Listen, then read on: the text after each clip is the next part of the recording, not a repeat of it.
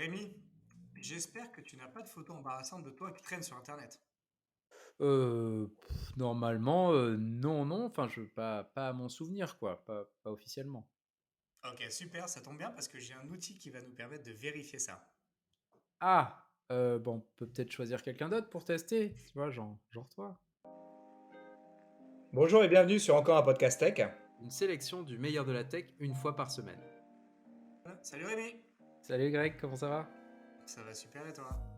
Eh ben, ma foi, nickel, nickel. Enfin, je suis un peu stressé par ce que tu m'as annoncé, en intro, mais bon, on va voir, où tu vas nous amener aujourd'hui. Alors écoute, promis, on ne va rien publier de gênant aujourd'hui. Voilà, ça c'est vraiment quelque chose, je voulais te rassurer d'entrée. Mais aujourd'hui, on va parler d'un sujet vraiment intéressant, une application qui s'appelle PMISE. Mmh.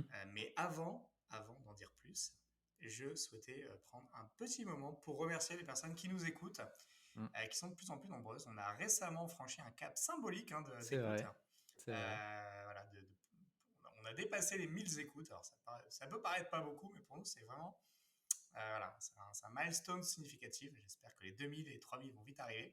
Dix Mais en mille, tout cas, 100 000. voilà, et les 100 000. Ouais, ouais, ouais. Mais voilà, on le répète jamais assez, le podcast, c'est un support qui est assez difficile à découvrir, qui est pas du tout viral.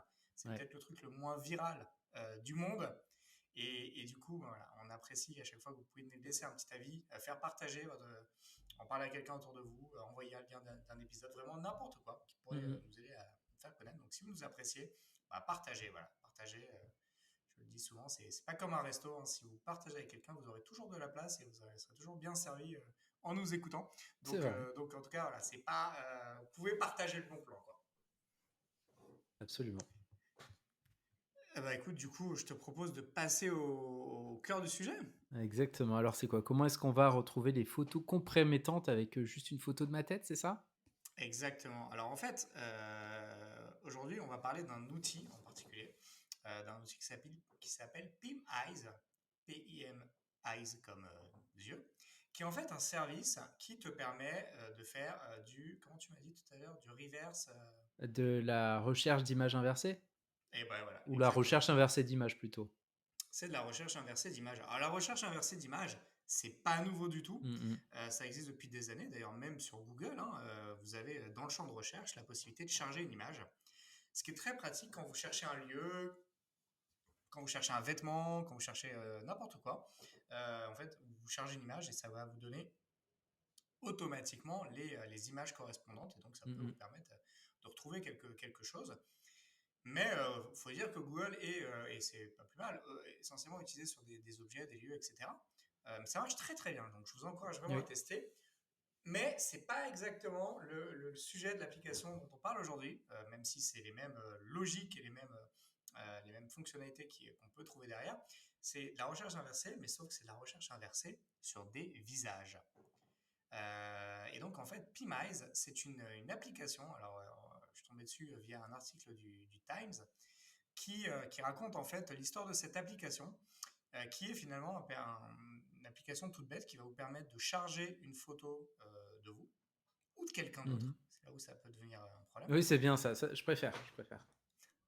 Et du coup, en fait, d'être capable de retrouver sur Internet toutes les photos de cette personne. Et là où en fait on va dire que ça marche plutôt bien, plutôt assez bien. Les algorithmes sont assez puissants.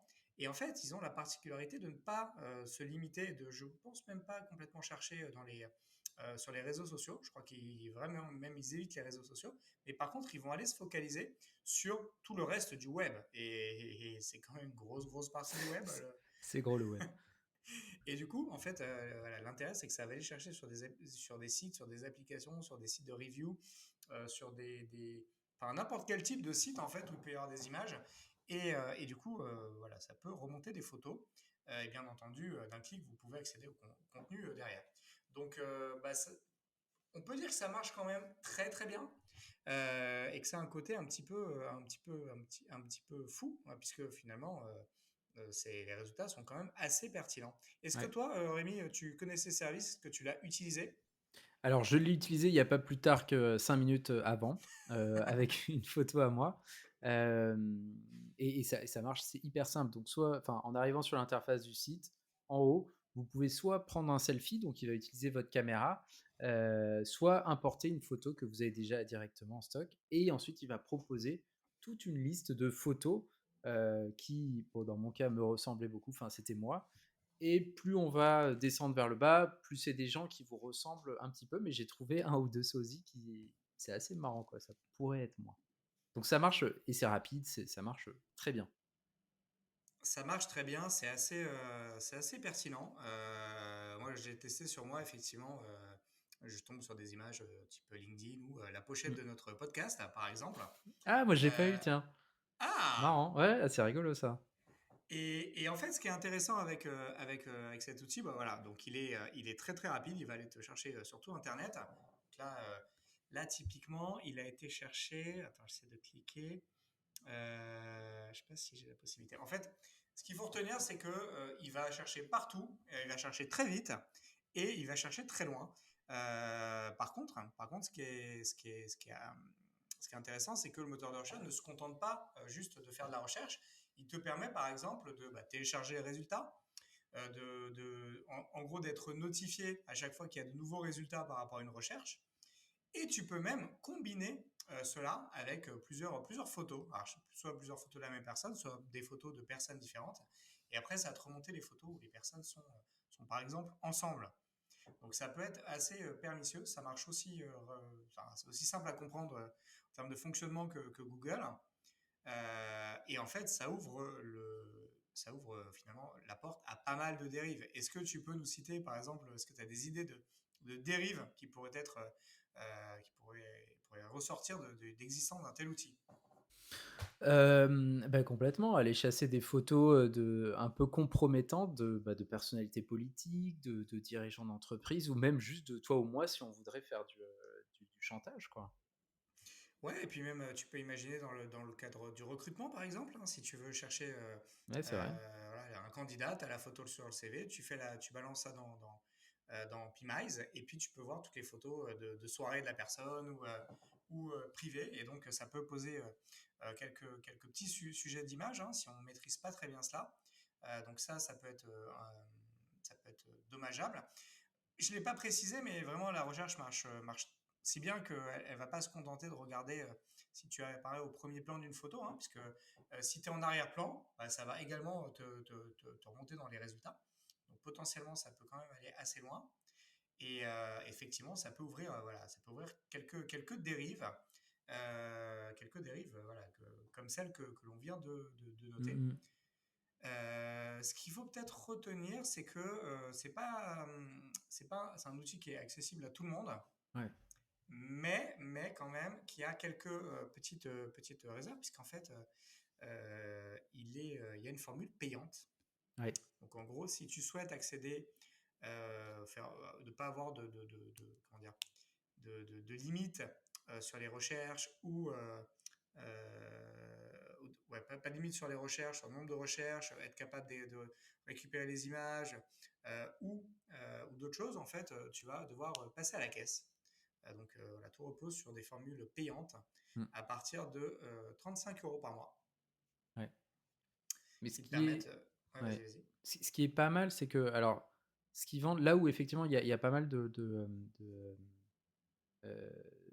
possibilités d'usage négatifs, mais eux, ce qu'ils vendent, c'est la possibilité d'avoir, et notamment via Love Parent, c'est de mettre une alerte sur votre photo, donc avoir une alerte dès qu'il y a quelqu'un, une nouvelle photo qui est la vôtre ou ressemblante en tout cas qui apparaît.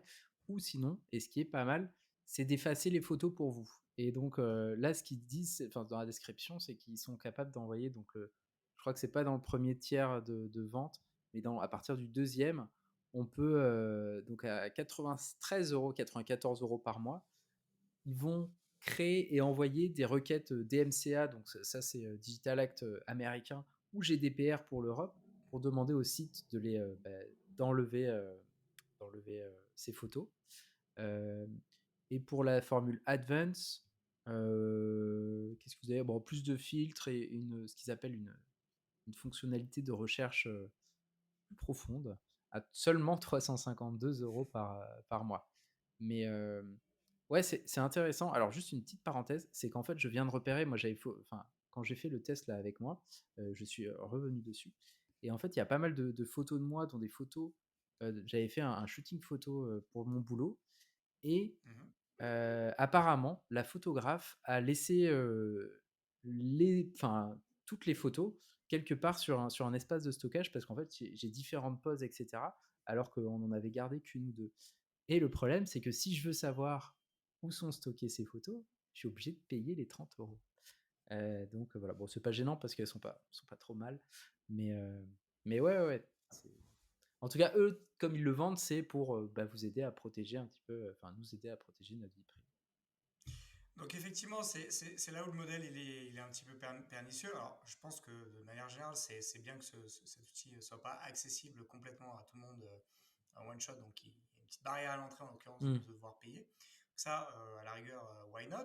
Par contre, là où c'est un petit peu plus tendancieux, c'est que oui, en gros, ils disent qu'ils veulent protéger ta vie privée, mais par contre, quand tu payes, c'est finalement pour ne plus apparaître dans Mm, mm. leurs résultats de recherche. Et effectivement, comme tu le disais, faire les demandes pour que tes photos soient désindexées des sites via Ouais. voilà, des demandes officielles qui vont faire en ton nom. Mais voilà, un des premiers éléments concrets du fait de payer, c'est de ne plus remonter dans leur moteur de recherche. Donc c'est presque, enfin tu vois, moi je trouve qu'il y a un petit côté chantage quand même dans cette Ouais, histoire. j'avoue. C'est en gros, voilà, si vraiment tu veux plus voir remonter certaines photos, bah tu nous payes mensuellement pour que finalement la photo, on la fasse disparaître au moins de nos requêtes. Puis après, si tu veux les supprimer des sites, bah, comme tu sauras sur quel site c'est hébergé, tu peux après derrière faire des requêtes, mais Ah non, déjà faut qu'ils ça, savent. ils le font pour toi. Si tu payes 100 € par mois, ils le font pour toi, la Oui, ils requête font la de demande, ouais, tout à suppression. fait. Mais bon, Donc, 100 € par mois quand même, quoi. ouais, voilà, il y a 3 tiers, 30 €, 100 € et 350 €. Et donc l'idée vraiment, c'est voilà, officiellement, c'est de te protéger, de protéger quelque part pas ta vie privée, mais de te rendre compte un petit peu de ce qui existe sur toi pour derrière être capable, toi, de prendre des bonnes actions.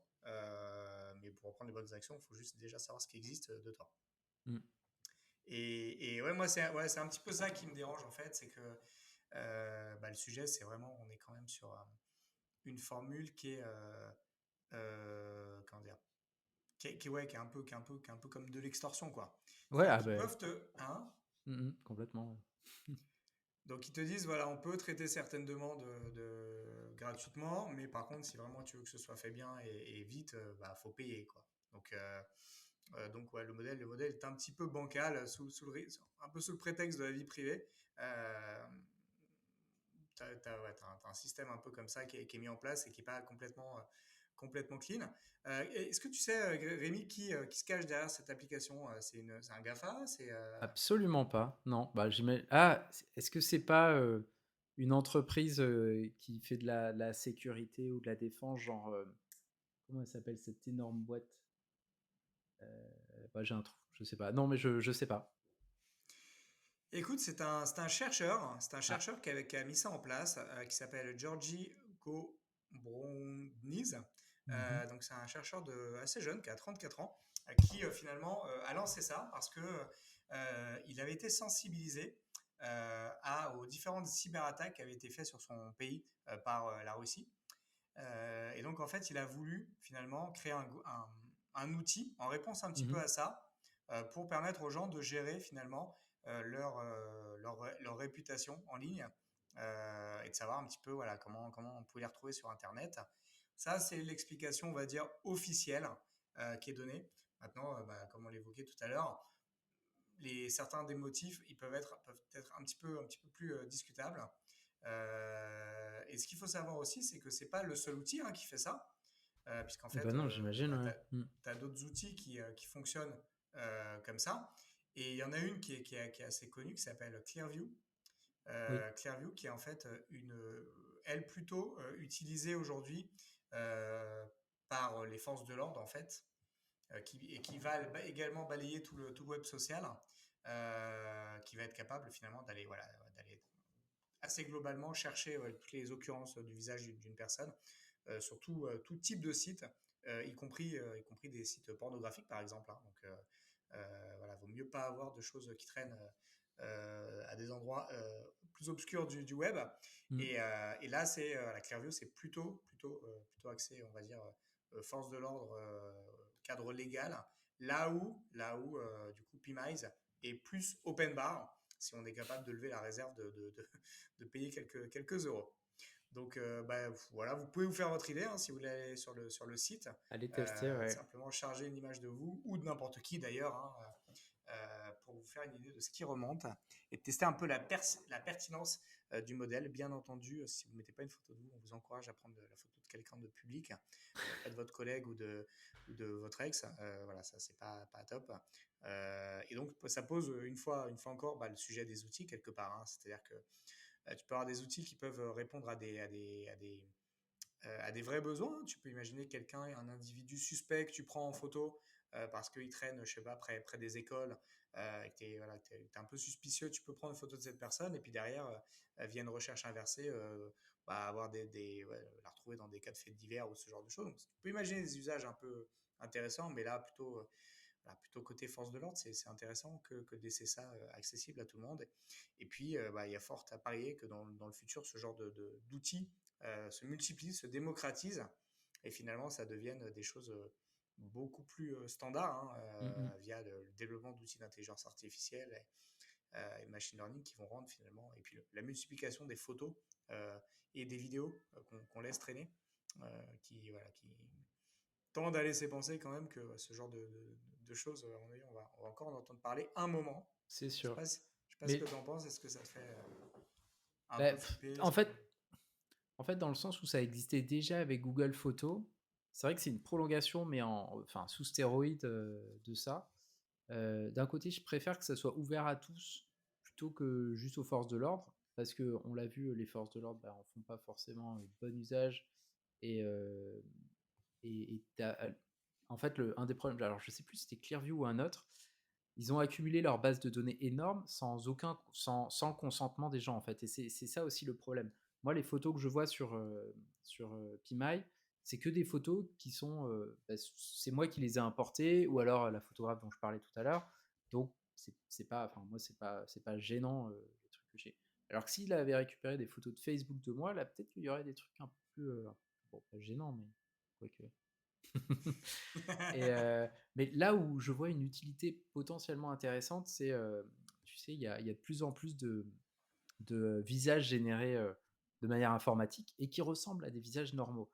Et donc, imaginons qu'un plugin sur ton navigateur aille piocher dans cette base de données pour voir, je sais pas, tu vois un profil Twitter par exemple qui raconte des trucs, tu te dis, c'est bizarre quand même ce qu'il raconte, et que en communiquant avec l'API de PMI, pourrait dire ah ben non, ça c'est une fausse image parce que elle n'apparaît que sur des profils Twitter et elle n'existe pas vraiment, quoi.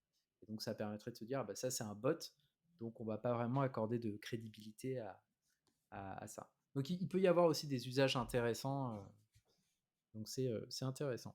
Bon, moi déjà en tout cas je suis rassuré de ne pas avoir d'images un petit peu cheloues qui traînent devant. Ça Qui c'est cool. traînent. Donc effectivement, voilà, de manière générale, hein, je pense que peut-être la petite alerte qu'on peut faire à l'occasion de cet épisode, c'est n'hésitez pas à regarder Mm. ce qui est écrit, ce qui est dit de vous sur Internet, pour ce qu'on appelle l'irréputation finalement. C'est hyper important parce que les gens ont de plus en plus le réflexe d'aller chercher des noms sur Internet. Ça Faut pas pourrait se faire mentir. un sujet d'un prochain épisode, ça, e-réputation. Je Exact, le note. exact. J'ai plein de belles choses à dire. Ah, moi aussi, Mais depuis le temps. Ouais. je pense. Donc voilà, en tout cas, il y a un vrai sujet autour de ça. Et l'image fait partie intégrante de cet élément-là. Mais ce n'est pas la seule. Donc voilà, en tout cas, je pense qu'il y a vraiment un sujet. Parce que autant on peut facilement utiliser des pseudos sur Internet pour tout un tas de sites, autant une photo de soi, c'est plus facile c'est plus difficile à nier, c'est plus facile à, Mm, à, à remonter une personne de cette manière-là.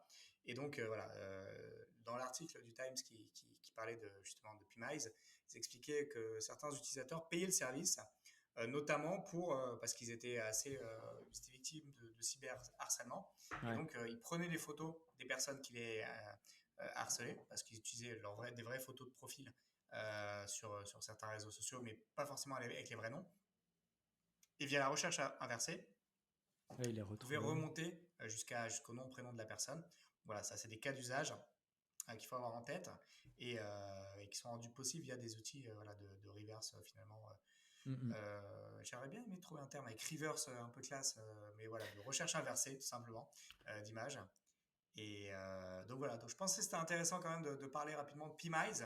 tout à fait. Moi, je n'avais pas trop entendu parler en France, en tout cas. Ah, moi, pas du tout. Euh, Tu voilà, donc t'en as entendu parler complètement par hasard ou ouais, via ma veille en fait, et du coup, Ouais. j'étais tombé sur cet article du Times, et en fait, ouais, du coup, je me suis dit, waouh, c'est quoi ce truc-là? Et bon, encore une fois, c'est pas nouveau, Mm, mais mm. la facilité, la pertinence du modèle, et puis le côté finalement derrière extorsion un petit peu avec un business model un peu bancal, voilà, ça fait forcément réfléchir. Et tu dis demain, voilà, un tel outil peut être acheté par une société privée, par même un État, tu vois, tu peux Ah ouais, imaginer. tout à fait. Alors bon, je pense que les services de surveillance des États, à mon avis, n'ont rien à Ouais, envier ils à ont déjà ce genre ça. de truc. Si le Ouais. mec dans son coin à 34 ans, il a réussi à monter un truc comme ça, tu peux imaginer qu'a priori, c'est basé sur des modèles qui sont beaucoup plus répandus que ça. Mais voilà, c'est juste intéressant toujours, je pense, de savoir ce qui existe, ce qui est possible, Mm, mm. parce que ça peut conditionner aussi certaines choses qu'on peut être amené à voilà, publier sur Internet. Et parfois, et c'est ça qui est peut-être le plus flippant, c'est que parfois, c'est des choses qui n'ont pas été publiées par vous. Et tu prenais l'exemple tout à l'heure de ton photographe. Ouais. C'est pas toi qui as choisi que cette photo de toi traîne sur Internet, Mm, mm. parce qu'elle traîne. Ça, elle est quelque Ah part oui, sur là, Internet, elle tu doit vois. être sur un dossier partagé quelque part. Et toi, Ouais, tu ouais, sais ouais. pas où elle est, en fait. Exactement. Il faut que je paye. Et voilà, il y a un côté, finalement, par rapport au droit à l'image, et en France, on est quand même bien regardant là-dessus, à raison, selon moi. Mm, mm. En fait, voilà, il y a un vrai sujet par rapport à ça où finalement on est dépossédé de notre image. Elle peut être postée par quelqu'un qu'on maîtrise pas du tout, Mm, mm. hébergée sur un site qu'on maîtrise pas du tout, qu'on connaît même pas, et voilà, et ça vit en fait, et ça nous survit. Donc voilà, je pense que c'est aussi des points d'attention. Et j'espère qu'à l'avenir, il y aura des moyens, peut-être, voilà, je fais un peu le vœu pieux que ce genre d'outils soit à dispo enfin, en gros, des gens normaux qui puissent faire des recherches les concernant de manière sécurisée, mais que les concernant. Mm, Et ça, mm. je pense que ça serait, voilà, en termes d'hygiène numérique, d'hygiène de vie numérique, ça serait vraiment bien de pouvoir avoir ce genre d'outils.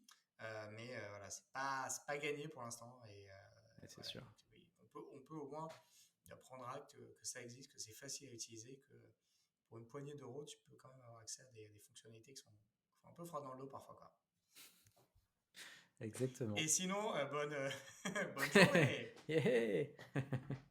Non, mais c'est pas que des sujets drôles et fun, la tech, donc c'est important aussi de parler voilà, d'outils, d'usages qui peuvent être border et qui peuvent être encouragés par voilà, la facilité, la démocratisation de certaines fonctionnalités. Tout à fait. Et c'est un bon moment de rappeler que finalement, tout ce qu'on fait avec les outils numériques, à partir du moment où c'est connecté sur Internet, vous avez un risque que ça devienne public. Et donc, que ça soit des écrits, une photo partagée, une vidéo partagée, le risque zéro n'existe pas. Donc, Un podcast enregistré.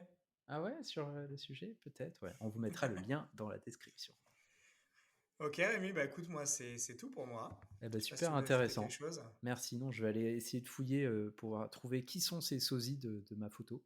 C'est Pour vrai voir que tu es si. tombé Peut-être c'est sur des des stars, sauts. hein, peut-être, avec un peu de chance. Peut-être que tu peux être le sosie officiel de Rémi. Peut-être que je ne Exactement. parle même pas à Rémi. Hé hé. Bah écoute, Donc, merci beaucoup, Greg, pour cette merci à toi, présentation. Rémi. Du coup, la Super. semaine prochaine, Rémi, on parle de quoi? Et ben écoute, un petit lien avec, avec les photos et les visages, on n'est pas si loin. Il y a un moteur de jeu qui vient de sortir et qui depuis plein d'années, on n'avait pas fait de gros pas en avant par rapport à l'approche, à- au réalisme que proposaient les moteurs de jeu. Et donc l'Unreal Engine 5 vient de sortir et propose vraiment des environnements qui sont incroyablement beaux, réalistes, et c'est un grand pas en avant. Et il propose également, au sein enfin, via cet outil, un outil qui s'appelle MetaHuman, qui permet à tout un chacun, c'est gratuit, de générer son visage et d'avoir une version numérique de soi-même en 3D et de façon assez réaliste. Donc ça Énorme. permet, Bah, écoute, j'ai voilà. hâte. On reste Ça, un c'est peu dans cool. la thématique, mais Ouais, bah, écoute, très hâte de regarder ça. Donc, bah, on se parle la semaine prochaine, du coup. avec grand plaisir. Salut, Super, merci. Rémi. Merci à Ciao. toi. Ciao. Merci de votre attention. Si l'épisode vous a plu et que vous souhaitez nous aider, laissez votre avis sur Apple Podcast, car les podcasts, c'est le truc le plus dur à découvrir. Pour recevoir chaque nouvel épisode à sa sortie, abonnez-vous sur encoreunpodcast.tech. Vous pouvez également vous abonner à nos newsletters gregtayeb.substack.com et lebrief.tech.